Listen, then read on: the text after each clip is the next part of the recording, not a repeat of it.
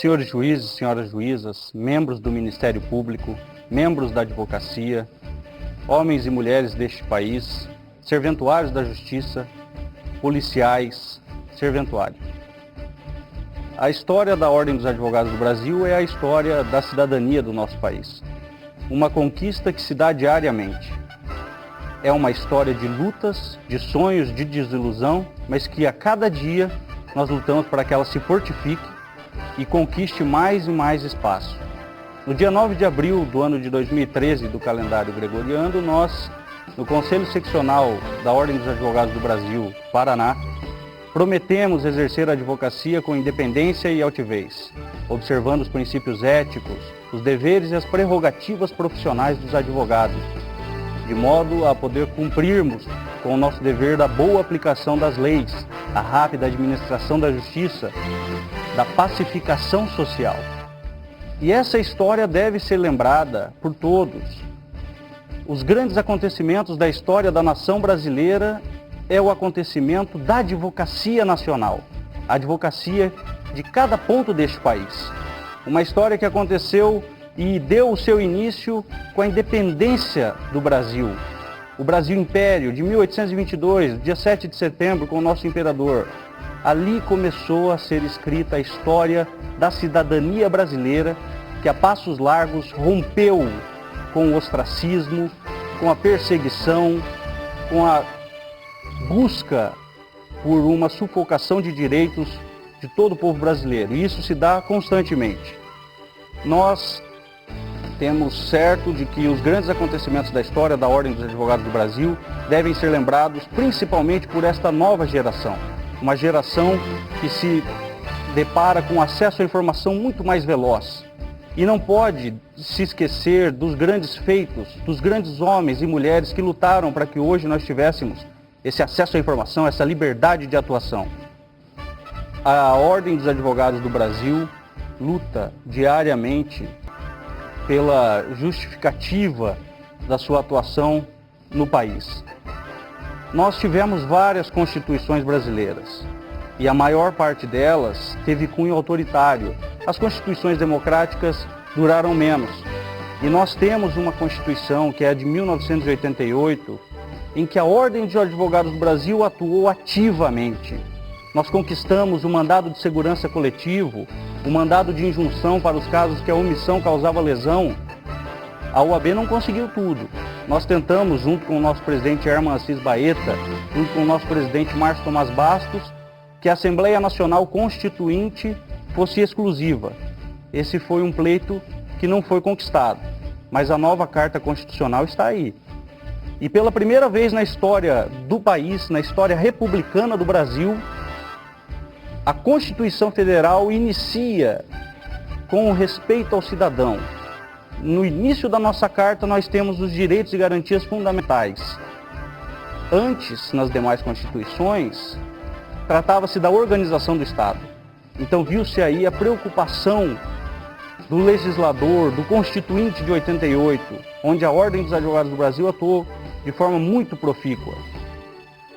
Nós devemos recordar também que a busca pela democratização dos direitos é incansável, é diária, é feita por todos os cidadãos. Nós temos uma carta que traz os direitos, mas cada cidadão deve buscar exercê-los. E o advogado é a mão que se estende ao cidadão oprimido, ao cidadão que tem os seus direitos muitas vezes violados e busca, juntamente com os demais operadores do direito, neste edifício da justiça, composto por magistrados, composto por promotores, composto por advogados, a exatificação daquilo que é conquistado pela sociedade. Dia 12 de maio foi um dia muito importante na história do país, porque foi o Dia das Mães. E nós devemos recordar, inclusive, uma personagem muito importante para a história da Ordem dos Advogados do Brasil, senhora Lida Monteiro da Silva, que em um período obscuro da história deste país, foi vitimada com uma carta dirigida ao presidente nacional da Ordem dos Advogados do Brasil, uma carta bomba, e a senhora Lida Monteiro, que por mais de 40 anos trabalhou para os advogados, o Conselho Federal foi vitimado com essa carta. Em nome da senhora Lida Monteiro da Silva, nós abraçamos a todas as mães advogadas, a todas as mães juízas, as mães promotoras, as mães delegadas, as mães serventuárias da justiça, as mães deste país. E nós temos convicção que ao exercitarmos os nossos direitos, relembrarmos com vivacidade a nossa história, nós estaremos honrando com o nosso preceito constitucional que trouxe ao advogado a sua indispensabilidade à administração da justiça. A advocacia forte é a advocacia inviolável. É o advogado consciente dos seus direitos e com eles respeitados, porque os direitos do advogado são os direitos do cidadão. E isso se traz com um país democrático.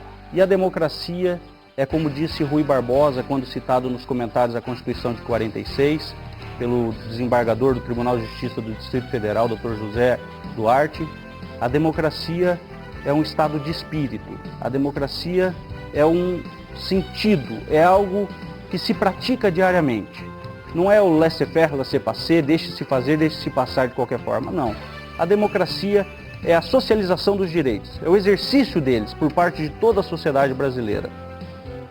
E nós não nos esqueceremos jamais, estudantes de direito, bacharéis, cidadãos brasileiros, que em um período recente do nosso país, quando reinava, imperava a ditadura, com o ato institucional número 5, no ano de 1968, suspendeu-se a eficácia do habeas corpus. Isso perdurou por 10 anos. 10 anos.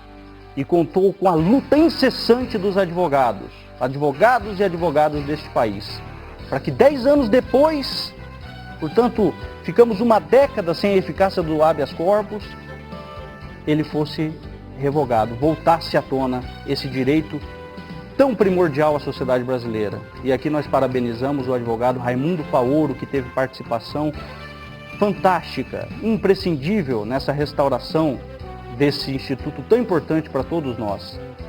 Eu quero cumprimentar a todos os cidadãos, todas as cidadãs, e reiterar que o discurso que foi proferido, o qual os senhores irão ouvir na sequência, foi em ocasião de se recordar a história da Ordem dos Advogados do Brasil, que é a história do país, ocorrido em Curitiba, e para que nós não nos esqueçamos que atos de autoritários aconteceram, podem acontecer, e esta nova geração, a geração que está aqui, tem que estar atento para que evite o retrocesso dos direitos do cidadão, porque somente conhecendo o passado nós poderemos entender o presente e projetar o futuro. Senhoras e senhores, que Deus abençoe ao Brasil, que Deus nos abençoe.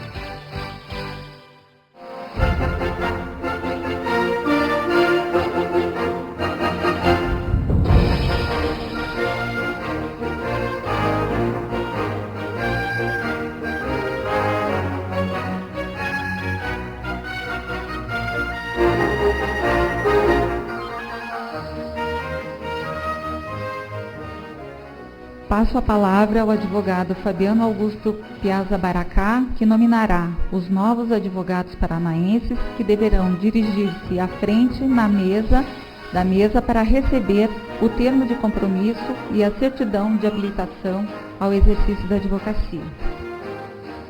É com imensa satisfação que passo a nominar os novos advogados paranaenses para que venham até a frente receber seus certificados de habilitação. Convido os advogados Acácio Fernandes Tosini e Soraya Lebos para entregar o certificado a seu filho Eduardo Lebos Tosini, de Londrina.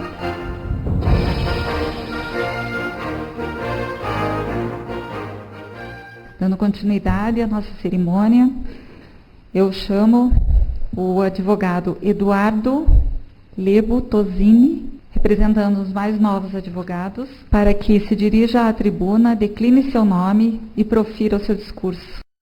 Poder dirigir a palavra a vocês hoje na condição de advogados e advogadas, doutores, doutoras.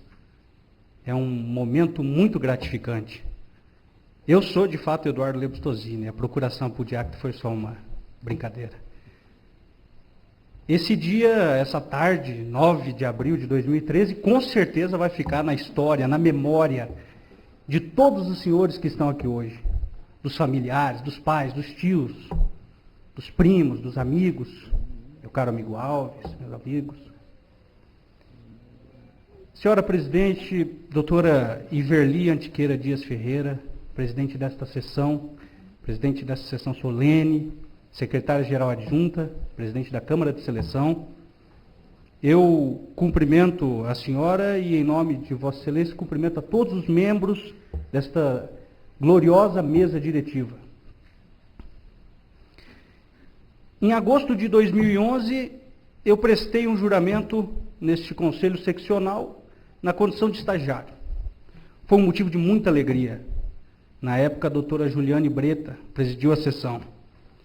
E na condição de estagiário inscrito, eu pude participar da Comissão de Direitos do Consumidor da Ordem dos Advogados do Brasil, subseção de Londrina. E dessa forma pude aprender muito. E à época fui bem recebido pela diretoria daquela comissão, em nome do Dr. Flávio Henrique Caetano de Paula, hoje secretário-geral da subseção de Londrina, Dr. Francisco Luiz Hipólito Galli, vice-coordenador da comissão, Dr. Marco Antônio da Silva Ferreira Filho.